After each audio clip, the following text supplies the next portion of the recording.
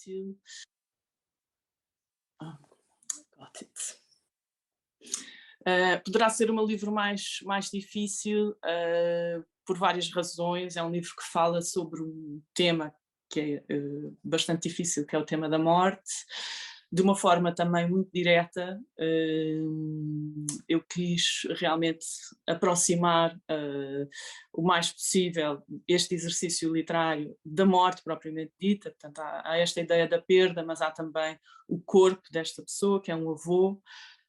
Portanto, há até a cerimónia, está muito presente, há um velório, há o contacto com este corpo que está enfiado dentro de um caixão, este contacto real com um corpo que acaba. E depois também tem uma carga psicológica muito grande, porque ele ao mesmo tempo está a lidar com este desaparecimento, está também a lidar com a sua própria vida, não é? Onde as coisas estão todas a acontecer um pouco pela primeira vez, ele está apaixonado, está a viver intensamente, no fundo, não é? Porque são idades também em que é necessário estar com essa presença na vida, e portanto há esse contraste logo, não é? Entre a vida e a morte, entre a perda e qualquer coisa que se pretende também ganhar. E foi um livro que começou por ser, não isto, porque é muito difícil chegarmos assim aos temas antes de navegarmos um pouco à deriva. E eu vou falar então de duas coisas que me aconteceram neste processo. Foi a perda do meu avô, que acho que é um avô muito próximo do avô do Edgar, ainda que esta história não seja toda autobiográfica. Mas aconteceu essa perda, e foi uma perda sobre a qual eu quis muito escrever, por sentir também que houve uma oportunidade que se perdeu até durante a vida. Quer dizer, não foi assim um avô muito próximo de mim, e então eu lidei um pouco com essa perda na nossa própria história, não é? E quando comecei a escrever sobre o meu avô, muito rapidamente percebi que estava a falar sobre a esfera da casa, a casa dos meus avós, e acima de tudo uma coisa que vos vai dizer também muito, que é a mesa do almoço. Nem em todas as culturas as coisas passam assim, as pessoas não estão em todos os países sentadas à volta de uma mesa, mas há realmente uma relação sempre muito única com a refeição em conjunto, que normalmente, no que diz respeito às nossas famílias, acontece sempre num almoço. E isso é tudo muito único, mas ao mesmo tempo diz respeito a todos nós, não é? Portanto, quando eu falo sobre o meu avô, sobre a minha família à volta da mesa, ainda que não seja a vossa família, ainda que o contexto seja diferente, todos vocês conseguirão identificar essa mesa, não é? Porque todos nós temos uma mesa na qual nos sentamos com alguém, e há sempre esse ritual da partilha de uma refeição, é muito forte e faz muito parte da nossa identidade. E eu quis muito escrever sobre isso, e só comecei a escrever sobre isso, só percebi que isso era um tema depois de começar a escrever sobre esta perda enorme que foi o meu avô. E depois, ao mesmo tempo, aconteceu uma outra coisa, que foi ir ao cinema. Nós temos muito esta ideia de que as artes e que as disciplinas estão todas muito separadas, também porque na escola é isso que acontece, e na vida, não é? Temos de organizar a nossa vida de alguma maneira para lidar com a quantidade de informação que nos chega e que temos de gerir. E portanto temos muito esta necessidade de categorias. Alguns de vocês estão numa biblioteca, e as bibliotecas também organizam os livros, seja por temas, seja por géneros. Nós enfiamos muitas coisas dentro de gavetas, não é? Mas a literatura não é uma gaveta, precisamente porque ela diz respeito às nossas emoções, tudo o que nós sentimos, a nossa interação com o mundo, como é que as coisas nos afetam. E portanto a literatura pode dialogar muito, muito, de forma muito estreita não só com todas as artes, como com todas as áreas da vida. Portanto, eu estava a falar sobre almoçar em família, e agora vou falar sobre ir ao cinema. E eu fui ao cinema num contexto um pouco especial e que eu acho que é necessário também para o processo criativo, porque eu não estava sozinha, mas estava com um grupo de pessoas que eu não conhecia. Eu fui fazer um curso de neerlandês, eu vivo em Bruxelas, fui fazer um curso de neerlandês à Holanda e estava lá sozinha, estive lá sozinha umas 2 semanas. Um certo dia sugeri a esta minha turma com quem eu estava a ter este curso intensivo que fôssemos ao cinema e fomos ver um filme francês, porque a maior parte das pessoas que estavam nesta turma eram francófonos. Fomos ver um filme francês que me impressionou muito, não por ser particularmente bom, mas porque incluía umas cenas muito bonitas de um rapaz a andar de bicicleta.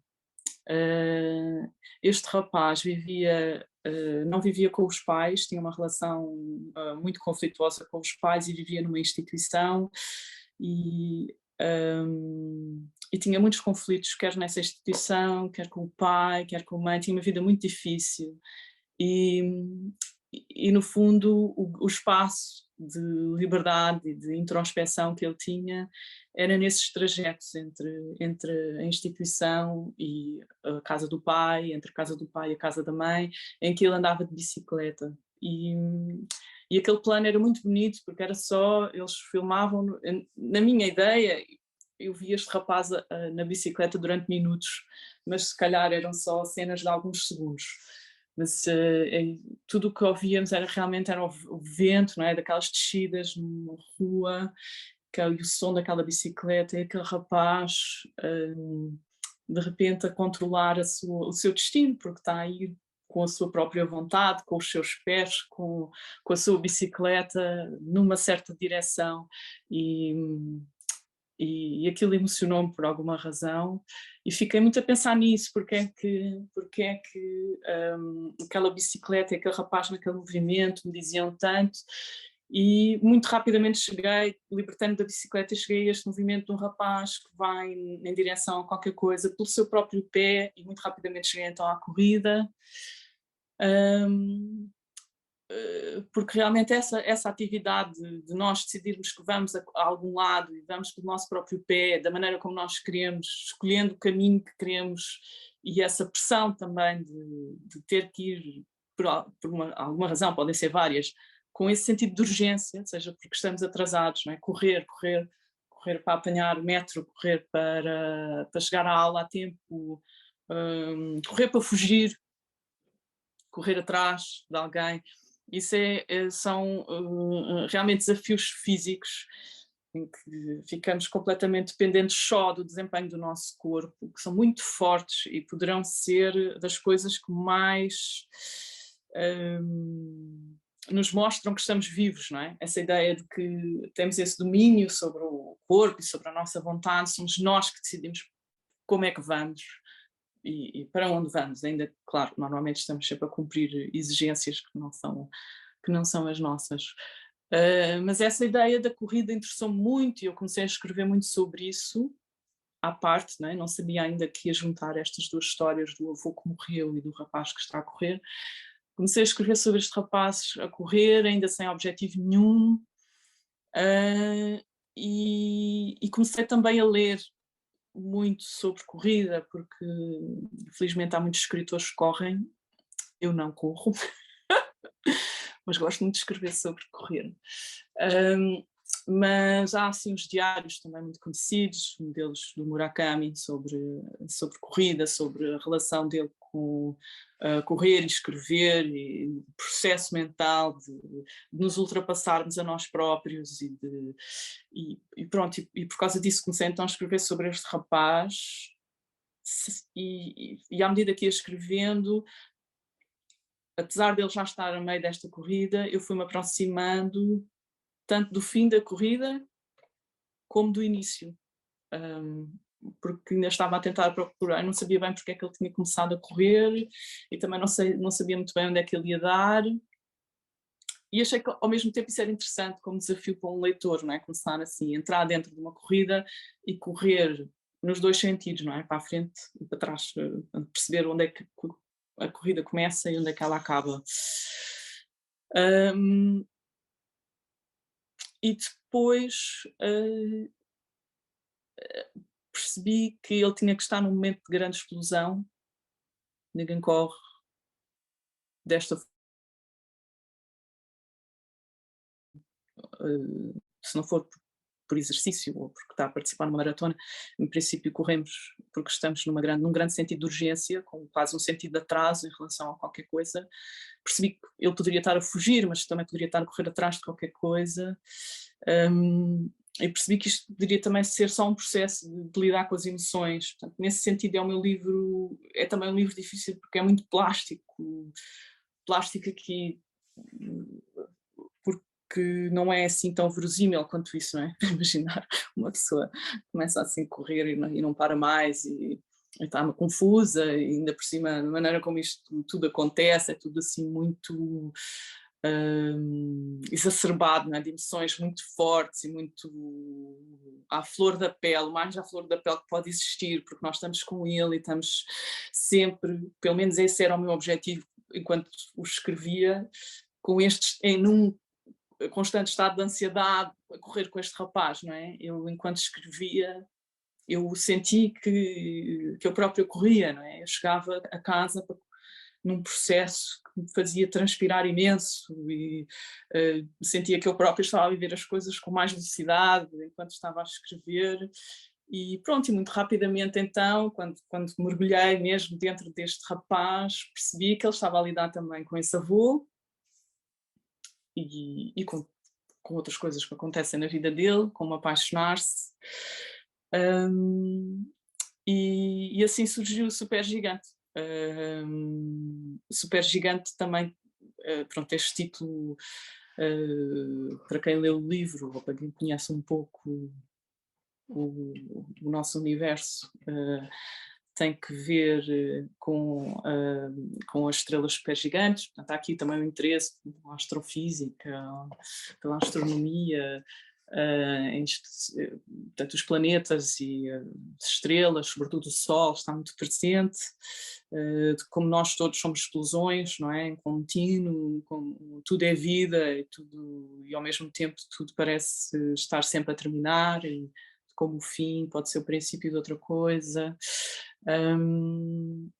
E este sendo o meu segundo livro, na verdade, as pessoas perguntam muito isso, por ser o segundo livro, se foi um desafio maior, porque a expectativa já era real, não é? Eu já tinha escrito um primeiro livro, mas a verdade é que este livro já estava a ser escrito muito antes da Karateka, Karateka, que é o meu primeiro livro. Agora percebi, fui buscar um exemplar que está bastante velhinho, coitado. Está aqui uma Karateka um bocado amolgada. Mas este é o meu primeiro livro, é um livro de fragmentos, que se chama O Caderno Vermelho da Rapariga Karateka, e que eu escrevi sem saber muito bem se estava a escrever um livro juvenil.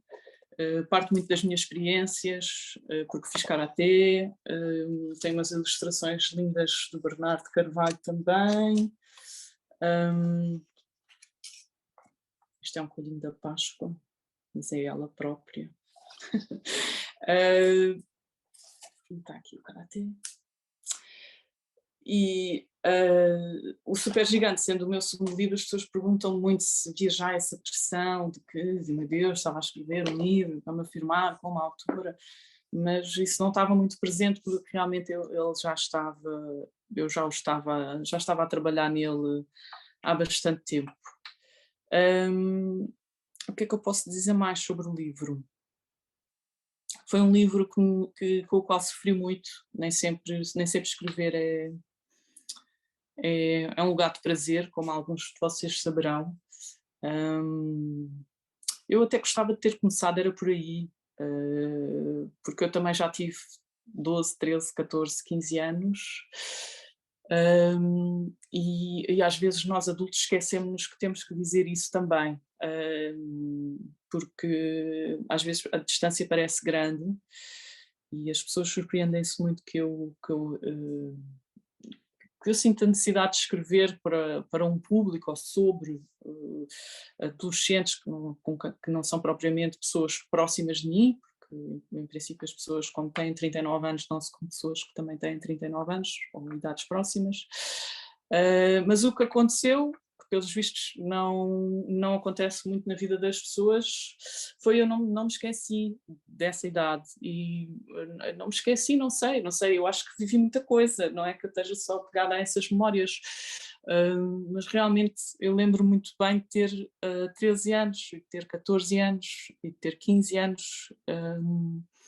E lembro muito bem do que é que senti, do que é que pensei, da distância que era real, a distância que eu sentia em relação, tanto em relação à infância, que já estava para trás, como em relação ao mundo dos adultos. E eu acho que contribui para isso o facto de eu ter escrito muito também durante esse período. Não que eu passasse os dias a escrever, isso era uma coisa que também me assustava um pouco, porque sempre que via ou ouvia escritores, a ideia que eles transmitiam é que era preciso trabalhar muito, que era preciso escrever muito, que era preciso uma enorme disciplina. Mas eu aos 12, 13, 14, 15 anos, o que eu queria era viver, não queria necessariamente ficar fechada no meu quarto a escrever. E isso era um dilema que eu tinha muito presente em mim, porque eu gostava muito de escrever, mas gostava também de viver todas as outras coisas. E, portanto, para quem gosta de escrever, não sei se há entre vocês, suponho que sim, não somos assim tão poucos os que gostamos de escrever. Se há entre vocês quem gosta de escrever, o meu conselho até seria o contrário, não é? Menos disciplina, menos trabalho, mais vida. Eu acho que para também termos conteúdo sobre e sabermos sobre o que é que queremos escrever, temos sobretudo de viver. E a literatura, apesar de termos esta ideia de que ela faz parte de uma esfera que não é bem a vida como ela faz muito parte da vida, porque é esse espaço de intimidade e de concentração que nos põe em contacto, às vezes só no contraste ou só através dessa reflexão é que conseguimos perceber coisas sobre que se calhar já pensámos, mas que ficam um pouco pelo caminho, não conseguimos processá-las muito, porque a vida é incrível, não é? Vocês estão aqui agora, daqui a meia hora estão a fazer outra coisa qualquer e estão a ter experiências também igualmente marcantes, e não é possível guardar tudo isso e ser tudo isso e processar tudo isso. E a nossa cabeça vai escolhendo aquilo que quer guardar e quer processar. Mas uma coisa que eu me lembro muito bem aos 13 e 14 anos foi alguém ter-me dito isso, que também teve 13 anos, foi uma senhora muito velhota, que era a avó de uma amiga. E a propósito, não sabia o que, eu acho que a gente não lhe ligava nenhuma, estávamos a brincar e ela estava a queixar-se de qualquer coisa e nós depois estávamos a lanchar e ela disse uma coisa incrível que eu depois guardei e está também presente no Spam Gigante a certa altura, uma personagem muito secundária que diz vocês esquecem-se, vocês os jovens esquecem-se de que um dia vão ser velhos. Isto marcou-me imenso, porque nós não nos podemos esquecer de uma coisa que a gente não sabe, não é? Ainda não sou velha, nem hoje em dia, e na altura, com 12 ou 13 anos, quando ouvi essa frase, aquilo abalou-me, mas abalou-me de tal forma que eu ainda hoje penso muito nessa frase e é realmente uma ideia simples, mas muito, muito real. Nós não somos assim tão diferentes uns dos outros e vocês estão desse lado a viver coisas muito importantes, muito marcantes nas vossas vidas e é muito difícil ter essa visão geral de que as pessoas à vossa frente também já tiveram essa idade e nós também pensarmos nisso, que nós já tivemos a vossa idade e que se tudo correr bem, um dia também vamos ser os velhinhos desta história do supergigante, também vamos ser o avô e a avó que desaparecem e o melhor que pode acontecer é alguém recordar-nos e até lá criarmos ligações com os outros. E não sei se já haverá perguntas, eu entretanto posso ir mostrando. Eu tenho esta vantagem enorme de ter livros muito bonitos, a culpa não é minha, não fui eu que fiz as ilustrações, nem o design gráfico, portanto acho que não me fica mal dizer, mas são livros que eu realmente posso mostrar, apesar de serem romances. A Mary John, é o nosso primeiro passinho de dança assim num registro mais banda desenhada, porque tem algumas experiências aqui em formato mais vinheta. É também ilustrado pelo Bernardo Carvalho e é o meu terceiro romance. Não tem nada a ver com o Super Gigante, acho eu, é uma carta. Talvez seja... Acho que a Mary Jo nos faz rir mais do que o Super Gigante. E depois desta experiência, o Bernardo Carvalho ficou com muita vontade de fazer uma novela gráfica, e eu também, porque vivo em Bruxelas e tenho muito contacto com esse universo, com a banda desenhada, com os diários gráficos, assim, aqueles projetos mais de autor, que têm esboço, têm texto, e partilhámos algumas coisas ao longo destes anos, fomos sempre falando dessa vontade de fazer uma novela gráfica, que é um registro completamente diferente, não é? Porque isso também é uma coisa sobre a qual posso falar, estes projetos em colaboração com o Bernardo e este também com a Joana Estrela, que é um diário gráfico, com muito, muito, muito ilustrado. Tem fotografia, esboço, colagens. São projetos em que normalmente o texto, portanto, apesar de serem projetos de colaboração, cada um intervém em momentos diferentes. Portanto, eu faço o texto e depois o ilustrador pega no texto e ilustra. No caso deste diário gráfico, as pessoas ficam um bocado surpreendidas porque o desenho e o texto estão mesmo muito, muito colados. É como se um não existisse sem o outro, mas foi mesmo assim. Eu fiz os textos e depois a Joana Estrela fez as ilustrações. No caso da nossa novela gráfica, minha e do Bernardo, desvio que o processo teve de ser bastante diferente, não é? Porque o texto não vivia tanto de explorar o universo linguístico, não é só sobre o que é pensado e dito, é também uma narrativa visual em que as coisas são descritas para serem desenhadas. Portanto, como é que as coisas se apresentam na página.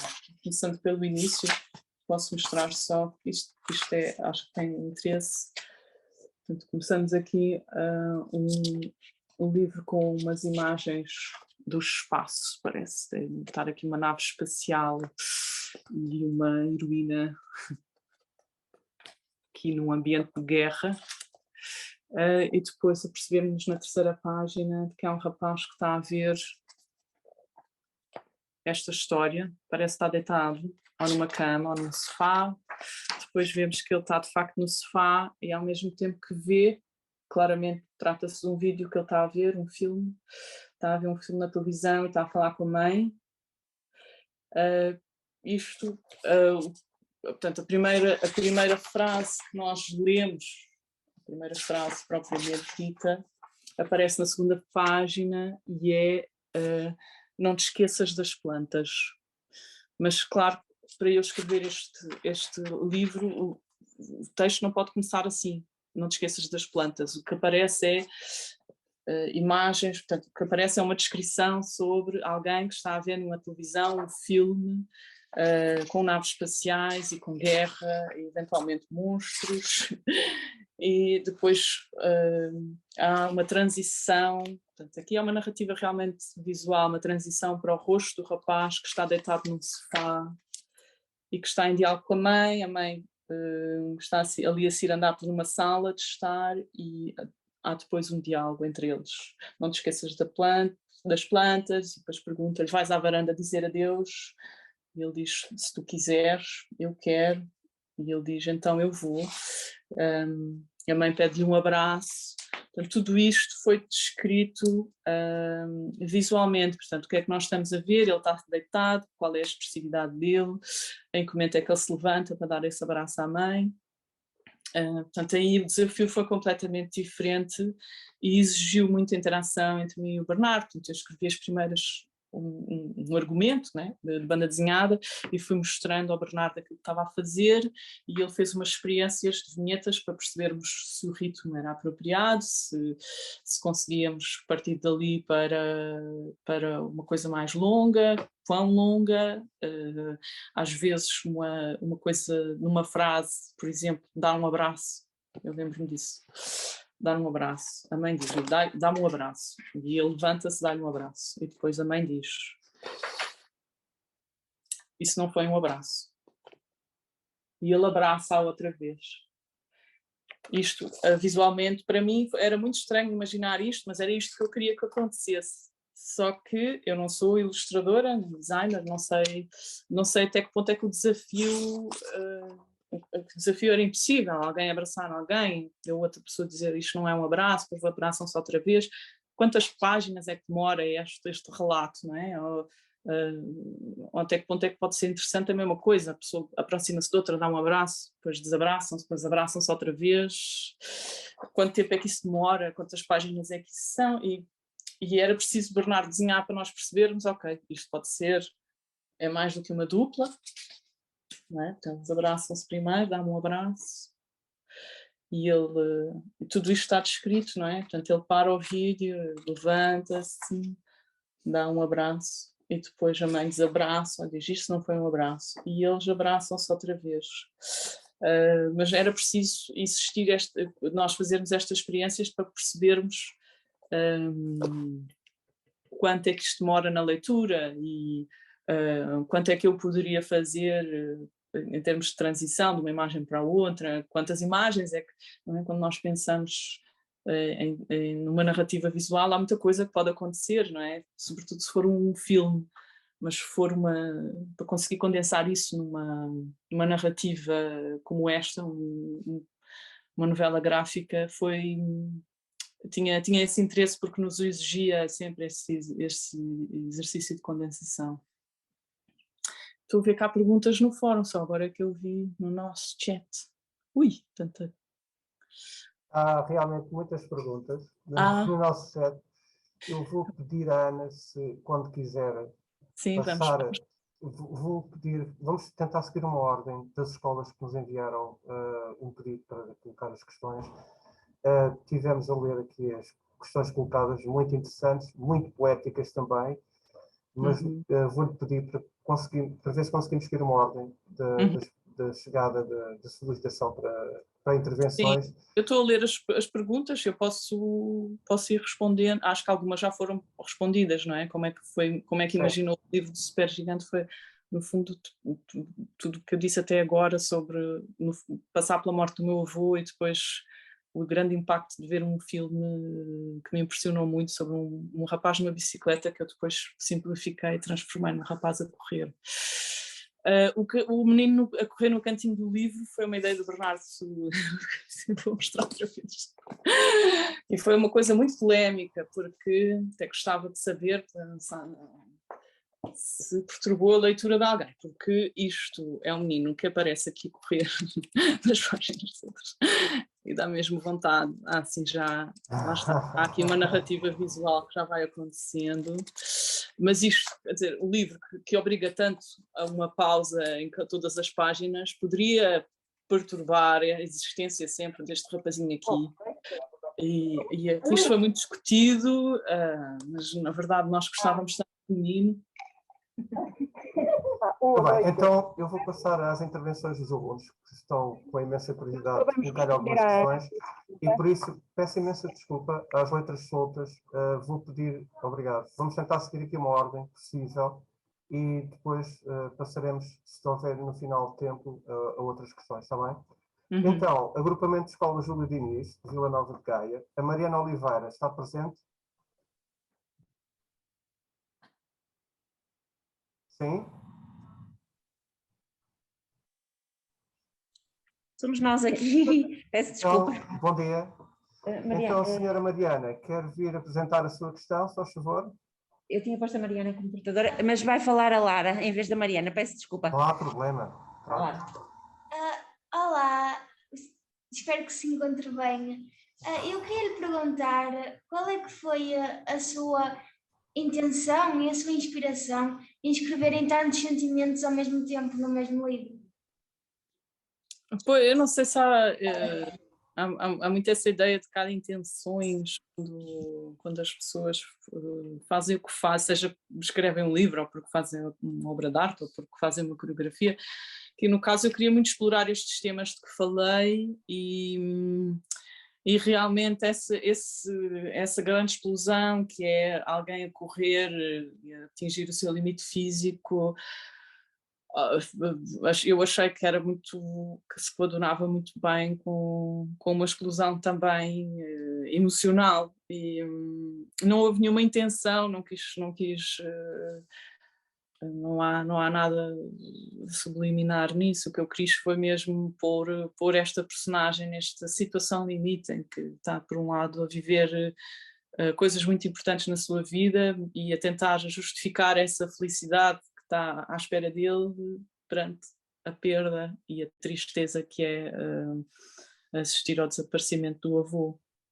Mas assim, uma intenção propriamente dita não foi nenhuma além desta, querer confrontar-me também com essa explosão emocional. Obrigado. Agrupamento de escolas de Júlia Diniz. Vou passar agora à Escola Secundária Diogo de Macedo, em Vila Nova de Gaia, e chamo a Pilar Figueiredo. Bom dia. Estamos presentes? Sim, bom dia. Bom dia, colega. Então, estamos curiosos. Podemos avançar. Bom dia, o meu nome é Pilar Barbosa, sou Olá. representante da Escola Diogo Macedo e a nossa pergunta é: de todos os livros que já escreveu, qual deles é o seu favorito e porquê? É tão difícil, isso é mesmo uma coisa de perguntar qual é o filho favorito. Eu tenho muito orgulho em todos. Eu acho que aquilo que tem sido mais acarinhado e que me tem trazido mais surpresas, mas isso por causa dos leitores e não por mim, é a Mary John. Foi realmente o livro que mais impacto parece ter tido nos leitores.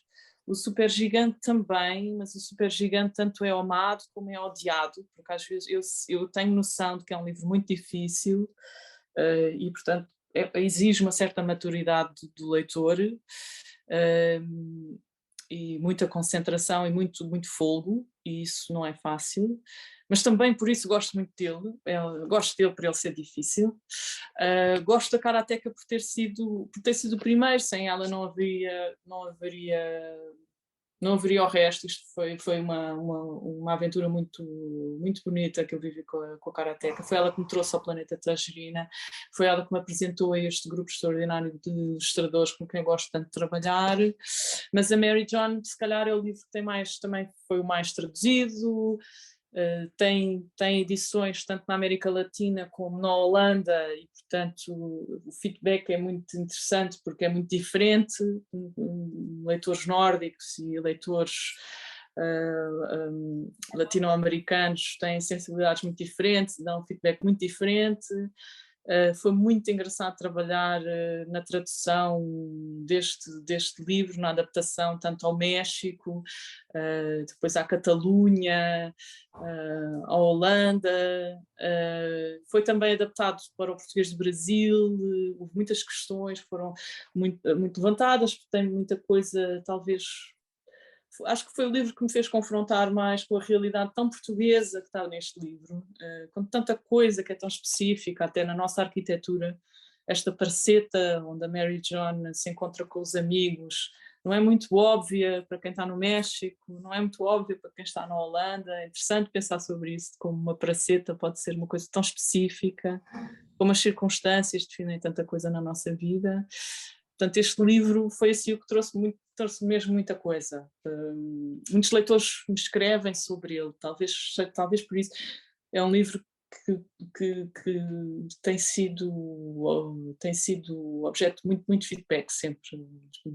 As mães que me escrevem porque querem partilhar com a filha, ou porque os amigos que partilharam isto num clube de leitura e querem muito que eu veja os trabalhos que fizeram, ou professoras muito emocionadas que me escrevem. Acontece um pouco de tudo. Mas pronto, não é o meu favorito, eu também gosto dos outros. Ora bem, obrigado à escola. Vamos passar aqui à Escola Secundária da Quinta das Palmeiras e falo com o Dinis. Alô, Dinis? Quinta das Palmeiras, sim. Estão a ouvir-me? Já voltamos lá então, pronto. Sim? Entretanto, posso ir respondendo aqui a uma pergunta sobre o desvio, que alguém perguntou no chat, como é que a ideia surgiu. Já era um tema, ainda estamos à espera do Dinis. Podemos avançar para outra escola. Podemos avançar para a Escola Comendador Azevedo, que é da Oliveira das Meias, e falaria com a Lara Coelho. Pode ser? Lara? Agrupamento de escolas... Olá, bom dia. Prazer em falar com... Estamos um pouquinho às escuras. Eles agora estão chamados a Oliveira das Meias. Olá, bom dia. Então estamos a falar com a Escola Secundária Quinta das Palmeiras, certo? Nós somos a Escola de São Roque. Comendador Ângela Azevedo.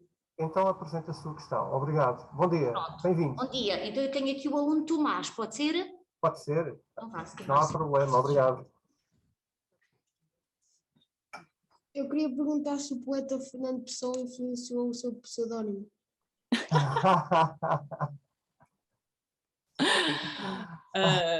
Ai, que giro. Não, olha, Pessoa até é o meu nome. Por acaso pensei em escrever com um pseudónimo, mas depois achei que não, pronto, a certa altura, olha, fiquei condenada a este nome. Mas esse é o meu nome. Eu sempre fui Ana Pessoa, até quando era criança, porque havia muitas Anas e todas as Anas tinham um segundo nome. Portanto, eram a Ana Catarina, a Ana Luísa, a Ana Paula, a Ana Rita, e eu era a Ana só, e portanto toda a gente me tratava por apelido. Ana Pessoa, e Pessoa até, às tantas também já me tratavam só por Pessoa, e depois era só engraçado dizer, afinal não é Pessoa, é animal, tratavam por nomes de animais, era a girafa a certa altura porque era muito alta, mas Pessoa esteve sempre muito, muito presente no meu nome. Ainda hoje é assim uma coisa estranha, as outras pessoas, toda a gente as trata pelo nome próprio, mesmo aqui em Bruxelas, Pessoa não é assim um nome nada comum, as pessoas continuam a dizer na pessoa A, e a história engraçada é que o meu pai também se chama Fernando Pessoa. Portanto, para mim o Fernando Pessoa nem sequer é o poeta, quando se fala em Fernando Pessoa para mim é o meu pai e o meu avô, e eles não sei muito bem porque é que há ali um ramo da família, é tudo corrida a Fernandes, mas eu acho que não teve nada a ver com o poeta, porque eram pessoas quase da mesma geração, do início dos anos 30, houve muitos Fernandes e Fernandas. Não sou da família do poeta, pelo menos não desse ramo. E até eu leio Fernando Pessoa sempre com esta ideia de que poderia ter sido o meu pai a escrever aquilo. Não sei, tenho assim uma relação... É como se não fosse um poeta, o Fernando Pessoa, mas eu acho que nós todos temos um bocado essa sensação quando lemos a poesia do Fernando Pessoa, aquilo é tão próximo, diz-nos tanto, não é? E claro que é uma influência grande para mim, para qualquer escritor, sobretudo da nossa língua. É muito impactante o que ele escreve, não é? Muita da poesia dele, não sei se tu lês também, Fernando Pessoa, mas não é nenhuma dedicatória, ao poeta. Obrigado. Obrigado, nós também. Vamos passar aqui à escola então de Quinta das Palmeiras. A pergunta. Peço imensa desculpa. Estou a falar com? A professora Ana Maria, a comendadora Ângela Azevedo e a Lara, nós estávamos com um problema na Câmara, agora já a Lara pode fazer a pergunta, a Lara Coelho. Sim, pode fazer a pergunta, só favor. Eu queria perguntar-lhe, por que é que todos os diálogos do livro estão em itálico? Pois é. Claro, é uma boa pergunta. É uma coisa com a qual eu não consigo nada, não lido nada bem, porque eu depois não gosto muito de ver as coisas em itálico. acho que pode dificultar a leitura, mas eu não sei explicar porquê. Tenho uma resistência enorme aos travessões e às aspas. Parece que há qualquer coisa na maneira como eu escrevo que não se coaduna com travessões e aspas, mas não sei explicar. Não gosto de fazer travessões. E aspas parece que é assim uma coisa... Porque realmente as aspas estão de fora. É assim uma coisa que eu tenho que pôr fora, assim uma flor à volta, não sei explicar. Portanto, depois, como é preciso marcar o diálogo, opta-se pelo itálico. Mas vamos ter que resolver isso, porque eu acho que realmente não funciona muito bem. Eu acho que vou ter que começar a dar travessões. Ok, para. Obrigado. Então, a Quinta das Palmeiras coloca a seguinte questão: se costuma relatar acontecimentos da sua vida nas suas obras? Ok. Isso é uma coisa que me perguntam muito, não é? De até que ponto é que as personagens que estão nos livros são ou eu própria, ou pessoas que eu conheço.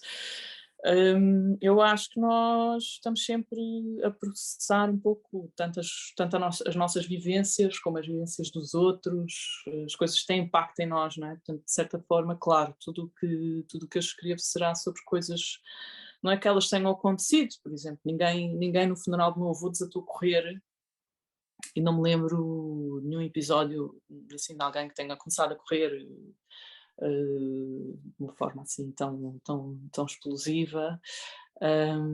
E portanto nem sequer tenho por exemplo, nenhum Edgar ou uma Maria João, assim, amigos ou pessoas próximas, mas são, de certa forma, pessoas ou personagens que se alimentam de características ou de pessoas reais. Não quer dizer que eu esteja a escrever sobre uma pessoa específica, mas todos nós também somos muita coisa. Somos muita coisa também ao longo da vida e somos muita coisa, não é? Vocês próprios já perceberam isso sobre vocês próprios. Vocês tanto podem ser pessoas muito tímidas num determinado contexto, como depois pessoas muito expansivas no outro, podem ser pessoas muito frontais numa determinada situação, mas depois muito inseguras ou muito recatadas noutra situação. Nós somos sempre muitas coisas e no fundo, se for escolher uma personagem, por exemplo, falando aqui do Edgar, eu acho que ele não é um rapaz específico que eu tenha conhecido, mas ele reúne algumas características de muitas pessoas que eu conheço e que eu própria sou, não é? Esta tendência para a introspeção, para um certo sofrimento, mas não quer dizer que sejam pessoas reais.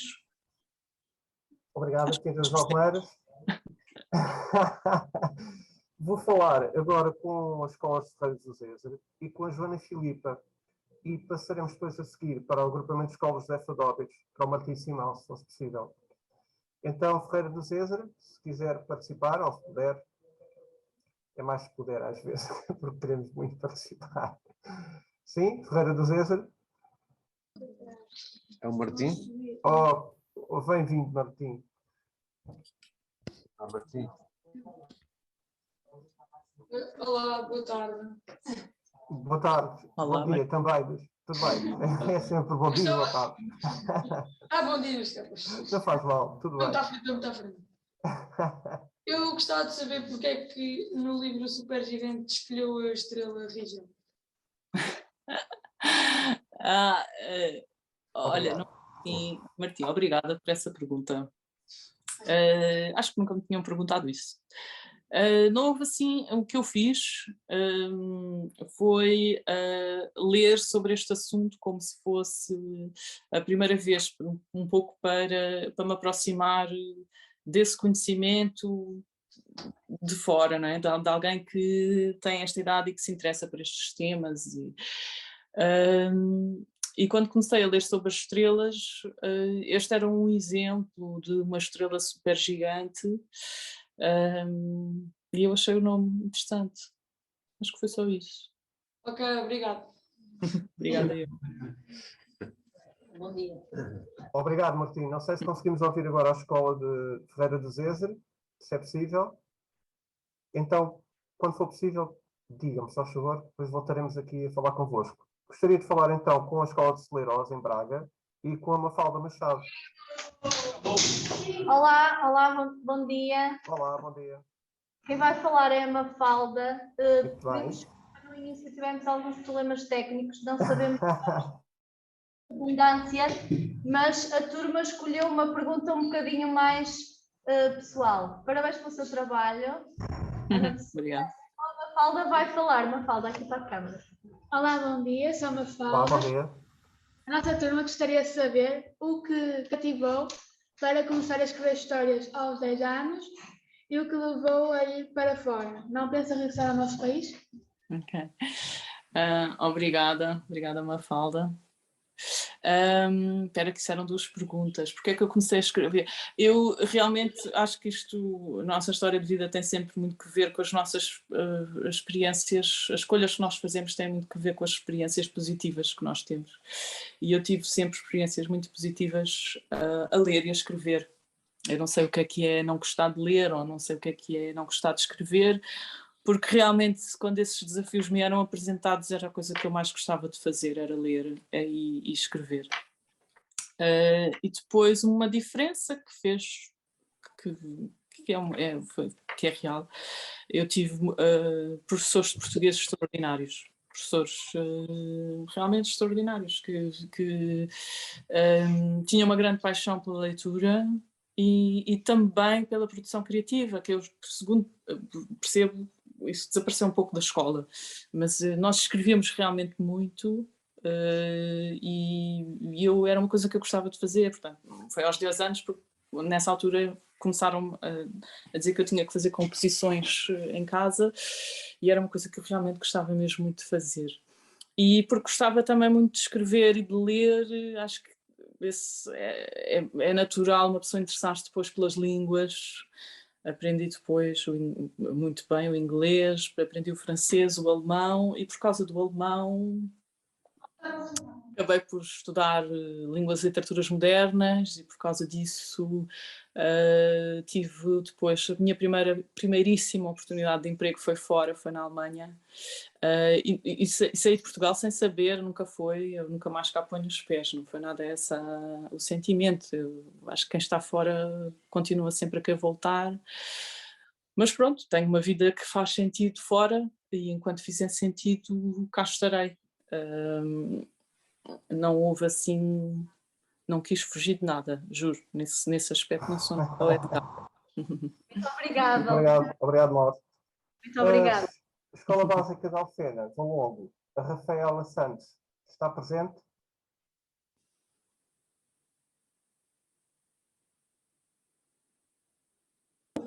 Olá, bom dia.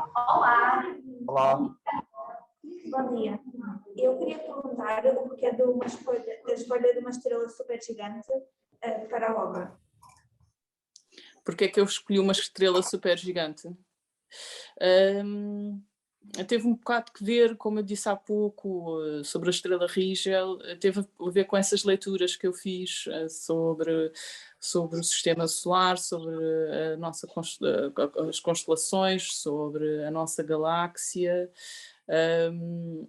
E achei bonita essa imagem das estrelas super gigantes, embora não tivesse ainda à procura de um título. E os títulos normalmente são dados no fim, acho não sei, no meu caso surgiu no fim e depois a reler este livro, achei que o super gigante tinha interesse por isso, por ser uma explosão gigante, não é? Essa estrela muito maior do que tudo que nós conhecemos assim ao olho. Muito maior do que o Sol, 18 vezes maior do que o Sol, no caso do Rigel, e o super gigante, não é? De ser essa coisa enorme, não é? Não tens de saber nada sobre estrelas para perceber que esta palavra te sugere logo qualquer coisa, mesmo muito grande. E no fundo é disso que trata o livro, não é? Sobre a vida, sobre uma explosão contínua que nós somos e ultrapassaste a ti próprio, de qualquer coisa que rebenta, não é? Dentro de ti. E foi assim, foram coisas que foram aparecendo e de repente quando apareceram estas estrelas a coisa realmente brilhou. Tivemos para desistir deste título porque é um bocado longo, a palavra é longa, mas acho que fizemos bem em mantê-lo. Obrigado. Ora, então a nossa escola básica de Lausanne, o Afonso Teixeira, se quiser... Não é possível. Mas não é assim. Olá, boa tarde. Sou Afonso Teixeira da Escola Básica número 1 da Lausanne. Eu sei que já respondeu parcialmente à pergunta, mas por que razão escolheu os 2 momentos marcantes na vida de Edgar? Aqueles 2 que provocam a explosão de sentimentos no adolescente. Uhum.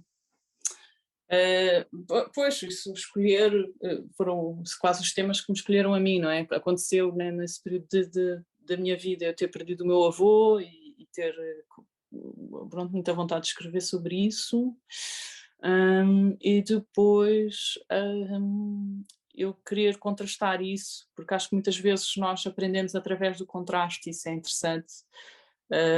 O contraste, portanto, aqui no caso, a morte, ele percebe-se da vida lidando com a morte e apercebe-se da morte lidando com a vida, e portanto eu queria muito que qualquer coisa muito boa estivesse a acontecer na vida dele, portanto, daí essa relação de amizade, essa expectativa muito grande que ele tem em relação a essa rapariga, e dele ser correspondido um pouco, quase nesse momento em que ele perde o avô, é que as coisas, é que ele tem que lidar depois com esse amor, não é? Que é uma coisa normalmente tão positiva. E achei que esse contraste era bonito, porque muitas vezes não é através da vivência de uma coisa que nós percebemos. Nós muitas vezes não sabemos quem somos, mas podemos saber quem não somos, por contraste com alguém que é tão diferente. Ou, eu não sou aquilo, posso não saber quem sou, mas eu não sou aquilo. Aquilo que falava há pouco também da velhice, não é? Nós sabemos que somos novos quando lidamos, por exemplo, com um avô que desaparece. Esse contraste faz-nos também crescer e aprender. Acho que terá sido talvez um pouco por aí, falar da morte, mas também falar acima de tudo da vida. Obrigado. Ora bem, vamos passar à escola secundária Padre António de Martins de Oliveira, Lagoa, para falarmos com a Lara. Bem-vinda, Lara. Tantas Laras. Não é? Acho bonito. Sim. Foi uma coincidência, mas é uma coincidência bonita. Lara? Bom, depois voltamos aqui um bocadinho a falar com a Lara, se for possível. A Escola João de Meira, em Guimarães. Podemos falar com a Leonor Barroso?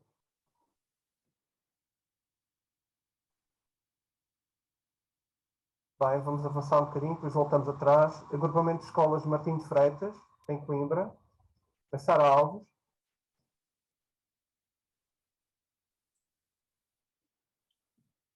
Sim. A Escola Secundária de Odivelas. Heloísa. Bom dia. Somos Escola Secundária de Odivelas. Somos Escola Secundária de Odivelas e temos uma pergunta para fazer. Muito bem, obrigado. Como é que conseguiu escrever do ponto de vista de um rapaz? Sim, essa pergunta também é interessante. Porque, pois, foi uma questão muito prática, não foi assim intencional porque tinha que ser um rapaz. Para já, como falei há pouco, tinha visto aquele filme que era sobre um rapaz numa bicicleta e aquele rapaz ficou na minha cabeça. Mas, sobretudo, foi uma questão prática, porque eu tinha a karateca muito presente também. Havia essa outra história que eu também andava a trabalhar, que era a karateca, e a karateca era muito forte como personagem. Ela é muito, e também tem uma força muito positiva e muito transformadora, que não se coordenava de todo com esta história, mas sempre que eu pegava numa voz feminina, quando fazia as experiências com uma voz feminina, era ela que surgia sempre. E eu tive que, pronto, tenho que pôr aqui Karateka de parte, tenho que partir para uma personagem muito diferente, com talvez um pouco mais melancólica, um pouco mais, com uma voz um pouco mais sofrida, e surgiu então, e foi por isso, foi uma necessidade mesmo de transformá-la noutra coisa, transformar esta voz, e surgiu este rapaz, e nunca hesitei muito quando percebi que era este o tom, de que ele seria um rapaz, embora já tenha ouvido de rapazes de que a energia dele é uma energia muito feminina, a energia deste rapaz. Não sei se foi o caso, se vocês sentiram isso ou não, mas eu acho que, pronto, há muitas maneiras de ser mulher e há muitas maneiras de ser homem, há muitas maneiras de ser todas as coisas,